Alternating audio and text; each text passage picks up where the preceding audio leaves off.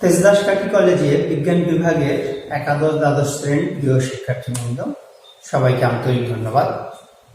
বিগত ক্লাসে আমরা আলোচনা করেছিলাম জাল টাকা, জাল পাসপোর্ট শনাক্তকরণে ইউভি রশ্মির ব্যবহার, চিকিৎসা ক্ষেত্রে আইআর রশ্মির ব্যবহার এবং রোগ নির্ণয়ে এমআরআই পরীক্ষার অনুমতি। প্রিয় শিক্ষার্থীবৃন্দ, আজকে আমাদের আলোচ্য বিষয় শিক্ষা পরীক্ষায় গাঢ় HCl এর ভূমিকা, দ্রাব্যতা গুণফল, দ্রাব্যতা গুণফলের নীতি এবং স্বল্পদ্রাব্য লবণের দ্রাব্যতার উপর সম আয়নের প্রভাব। প্রিয় শিক্ষার্থীবৃন্দ, শিক্ষা পরীক্ষায় গাঢ় HCl কেন ব্যবহার করা হয়? আসলে শিক্ষা পরীক্ষা কি? আমরা বিভিন্ন মৌল শনাক্তকরণে আমরা শিক্ষা পরীক্ষা করে থাকি। ধাতব লবণসমূহ কম উদ্দায়ী বা অনুদ্দায়ী। শিক্ষা পরীক্ষায় গাঢ় HCl ব্যবহার করলে ধাতব লবণসমূহের গাঢ় HCl এর সাথে বিক্রিয়া করে ধাতব ক্লোরাইডে পরিণত করতে পারে। অন্যান্য অ্যাসিড সেটা পারে না। ধাতব ক্লোরাইড সমূহ সাধারণত অধিক উদ্দায়ী হয়। একে যখন আমরা বুনসেন বার্নারের শিখায় ধরব, তখন সহজেই এটা বাষ্পে পরিণত হবে এবং শিখার বর্ণ পরিবর্তনের মাধ্যমে আমরা মৌলটিকে শনাক্ত করতে পারব। কিভাবে পারব? বৈশিষ্ট্যমূলক বর্ণ। এই যে বাষ্পে পরিণত হওয়ার সময় শিখার বর্ণের পরিবর্তন হবে, যেমন এক একটা ধাতব লবণের ক্ষেত্রে অর্থাৎ ধাতব ক্লোরাইডের ক্ষেত্রে এক এক ধরনের বর্ণ দেখা যাবে। যেমন আমরা যদি ক্যালসিয়াম কার্বনেট লবণ নেই, এখানে ক্যালসিয়াম আছে, ক্যালসিয়াম ধাতুটি আছে, এটা যদি গাঢ় HCl এর সাথে বিক্রিয়া করাই তৈরি করবে ক্যালসিয়াম ক্লোরাইড তৈরি করবে। এই ক্যালসিয়াম ক্লোরাইডকে যদি আমরা তাপ দেই, তাহলে যে ক্যালসিয়াম ক্লোরাইডের বাষ্প হবে সেটা ইটের মতন লাল হবে। তাহলে ইটের মতন লাল যখন আমরা রংটা দেখবো, তখন আমরা বুঝবো যে ওখানে কি ক্যালসিয়াম ধাতুটির যে কোনো একটি লবণ আছে। তো সাধারণত এটা কেন হয়? ধাতব পরমাণুগুলো ইলেকট্রন শিখা থেকে শক্তি শোষণ করে, উচ্চতর শক্তি স্তরে গমন করে এবং ইলেকট্রনগুলো উচ্চ শক্তি স্তর থেকে যখন নিম্ন শক্তি স্তরে নেমে আসে, তখন কি হয়? বিভিন্ন তরঙ্গ দৈর্ঘ্য বিশিষ্ট আলোক রশ্মি রূপে নির্গত হয়, ফলে এই শিখার সৃষ্টি হয়ে থাকে। এইখানে শিখা পরীক্ষা ব্যবহারের সুবিধা কি? যে এক এক লবণের শিখা এক এক বর্ণের হবে, যার কারণে আমরা এটা আলাদা করে চিহ্নিত করতে পারবো। এটা খালি চোখে একরকম দেখাবে, ব্লু গ্লাস দিয়ে দেখলে ভিন্ন রকম দেখাবে। যেমন যদি শিখার রং সোনালী হলুদ হয়, খালি চোখে যদি আমি দেখি সোনালী হলুদ, তাহলে সেটা সোডিয়াম লবণ, কিন্তু সেটা ব্লু গ্লাস দিয়ে দেখলে বর্ণহীন দেখাবে। যদি আমরা হালকা বেগুনি খালি চোখে দেখি, কিন্তু ব্লু গ্লাস দিয়ে যদি গোলাপি লাল দেখি, তাহলে সেটা হবে পটাশিয়াম লবণ। হ্যাঁ, ইটের মতো লাল যদি হয় খালি চোখে এবং ব্লু গ্লাস দিয়ে সেটা যদি হয় হালকা সবুজ, তাহলে হবে সেটা ক্যালসিয়াম লবণ। এভাবে শিখা পরীক্ষার মাধ্যমে বিভিন্ন আয়ন শনাক্ত করা সম্ভব। এরপরে আমরা যেটা যাব সেটা হচ্ছে দ্রাব্যতা। দ্রাব্যতা কি বলতে পারি? কোনো নির্দিষ্ট তাপমাত্রায় যত গ্রাম দ্রব 100 গ্রাম দ্রাবকে দ্রবীভূত হয়ে সম্পৃক্ত দ্রবণ তৈরি করে, সেই ভর প্রকাশক সংখ্যাকে ওই তাপমাত্রায় ওই দ্রবের দ্রাব্যতা বলে। অর্থাৎ আমরা বলতে পারি কি, কোনো নির্দিষ্ট তাপমাত্রায় 100 গ্রাম দ্রাবককে সম্পৃক্ত দ্রবণে পরিণত করতে যত গ্রাম দ্রবের প্রয়োজন হবে তাকে বলবো আমরা দ্রাব্যতা, ওই তাপমাত্রায় দ্রাব্যতা। এটাকে আমরা প্রকাশ করব কি? ইজ দ্বারা। কি দ্বারা প্রকাশ করব? ইজ দ্বারা। এর গাণিতিক ভাবে এটাকে লেখা যায় ইজ সমান, গাণিতিক ভাবে ইজ সমান 100 m ভাগ ক্যাপিটাল এম বাই বিয়োগ স্মল এম, অর্থাৎ দ্রাব্যতা সমান গ্রামে প্রকাশিত দ্রব্যের ভর গুণ 100 ভাগ গ্রামে প্রকাশিত দ্রাবকের ভর, অর্থাৎ এম মাইনাস এম হচ্ছে দ্রাবকের ভর। এই গেল আমাদের দ্রাব্যতা। এরপরে আমরা যেখানে যেতে চাচ্ছি সেটা হচ্ছে দ্রাব্যতা গুণফল। বিষয়টা কি? দ্রাব্যতা গুণফল নির্দিষ্ট তাপমাত্রায় কোনো স্বল্পদ্রব্য লবণ, এখন স্বল্পদ্রব্য অতিদ্রব্য, এবং কিছু লবণ পানিতে দ্রবীভূত হলে বা দ্রাবকে দ্রবীভূত হলে সম্পূর্ণ আয়নিত হয়, আবার কিছু আছে কি সম্পূর্ণ হয় না, অবিকৃত অবস্থায় অনেক লবণ থেকে যায়, অল্প কিছু দ্রবীভূত হয়ে আয়নে পরিণত হয়, তাদেরকে বলবো স্বল্প দ্রাব্য লবণ। তাহলে স্বল্প দ্রাব্য লবণের সম্পৃক্ত দ্রবণের লবণ থেকে উৎপন্ন কি উৎপন্ন হয়? ক্যাটায়ন ও অ্যানায়ন সমূহ। এই ক্যাটায়ন এবং অ্যানায়নগুলোর যথোপযুক্ত ঘাত সহ মোলার ঘনমাত্রার গুণফলের সর্বোচ্চ মানকে ওই তাপমাত্রায় লবণটির দ্রাব্যতা গুণফল বলে।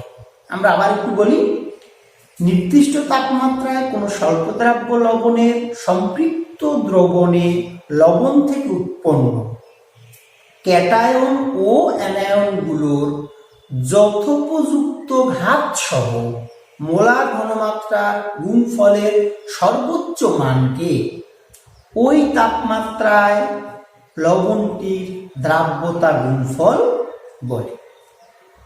এই দ্রাব্যতা গুণফলের কতগুলো বৈশিষ্ট্য আছে, আমরা দুটো বৈশিষ্ট্য এখানে বলবো।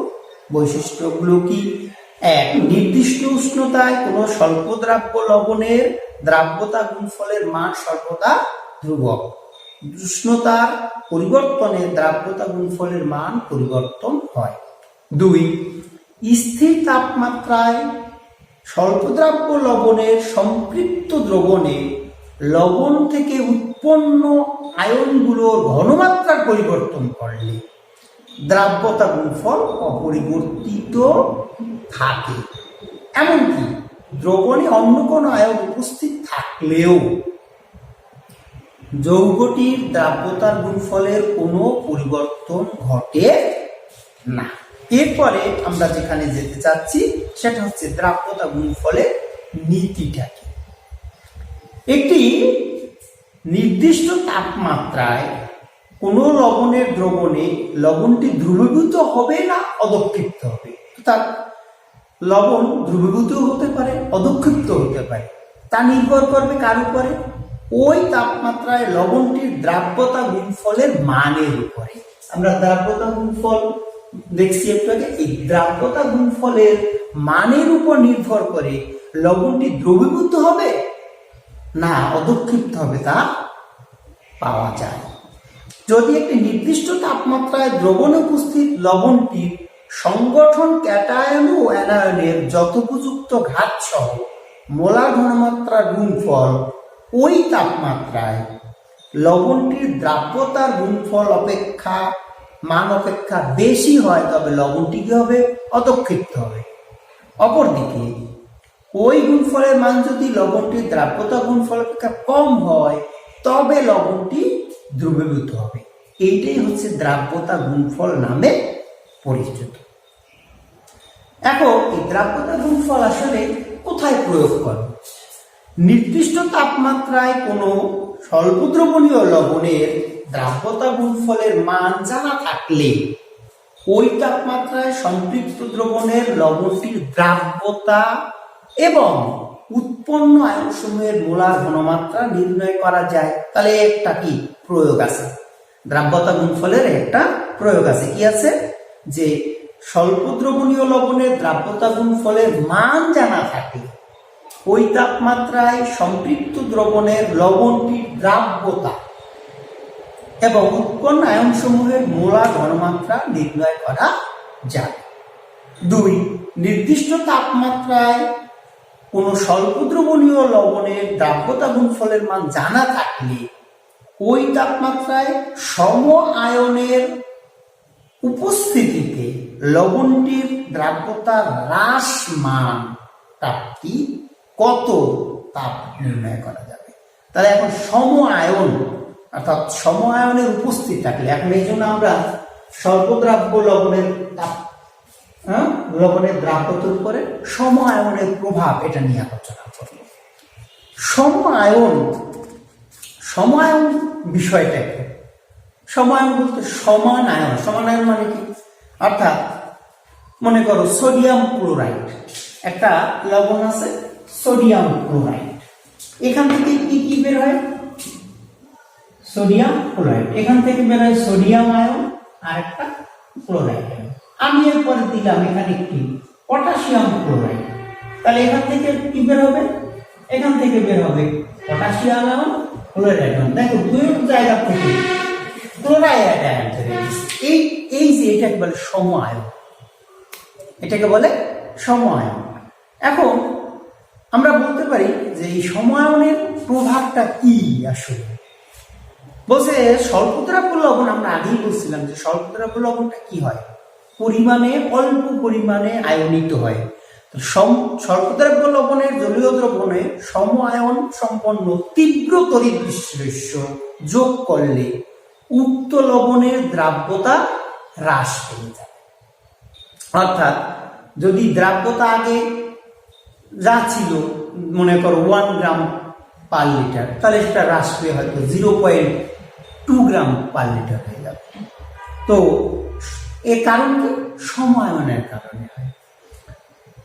সম আয়নের উপস্থিতিতে কোনো স্বল্পদ্রাব্য লবণের দ্রাব্যতা হ্রাসের এই যে ঘটনা, এই ঘটনাটাকে বলবো আমরা সম আয়ন প্রভাব। যেমন কি বলছে যে 25 ডিগ্রি তাপমাত্রায় 0.1 মোলার পটাশিয়াম ক্লোরাইড, 0.1 মোলার এই পটাশিয়াম ক্লোরাইডের জলীয় দ্রবণে যদি আমি সিলভার ক্লোরাইড যোগ করি, দেখো সিলভার ক্লোরাইড থেকেও কিন্তু এই ক্লোরাইড আয়নটা আসতেছে, পটাশিয়াম ক্লোরাইড থেকেও ক্লোরাইড আয়ন আসতেছে, তাহলে কি সম আয়ন হল।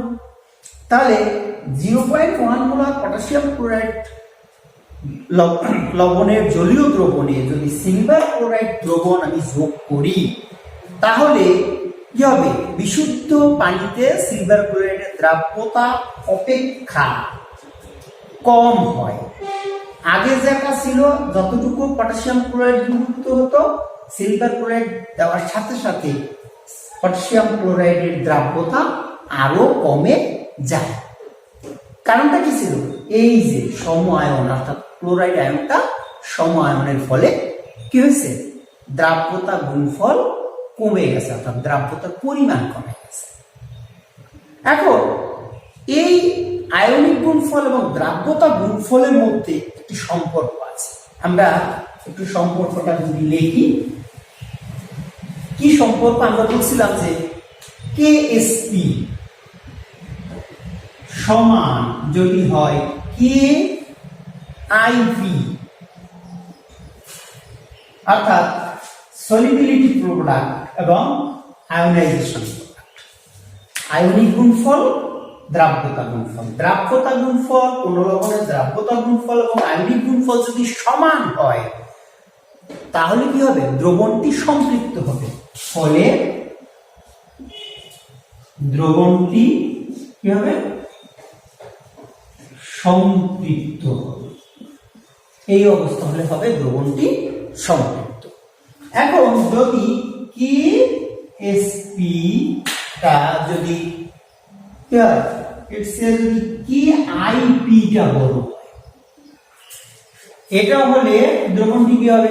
নিশ্চয়ই সম্পৃক্ত হবে না, এই ক্ষেত্রে অদক্ষিপ্ত হবে। অদক্ষিপ্ত হবে। আরেকটা তাহলে বিষয় আছে, এটা হলে কি হবে? এটা হলে অসম্পৃক্ত হবে। দ্রবণটি কি হবে? অসম্পৃক্ত হবে। তোমাদের এই বিষয়টা মনে রাখতে হবে। তাহলে আমরা কি বলতে পারি যে দ্রাব্যতা গুণফল, কোন একটি লবণের দ্রাব্যতা গুণফল এবং আয়নিক গুণফল যদি সমান হয়, তাহলে দ্রবণটি হবে সম্পৃক্ত। যদি কোন একটি লবণের দ্রাব্যতা গুণফলের মান কম হয়, আয়নিক গুণফলের মান বেশি হয়, তাহলে লবণটি অদক্ষিপ্ত হবে। যদি দ্রাব্যতা গুণফল বেশি হয়, আয়নিক গুণফল কম হয়, তাহলে কি হবে? অসম্পৃক্ত দ্রবণ তৈরি হবে।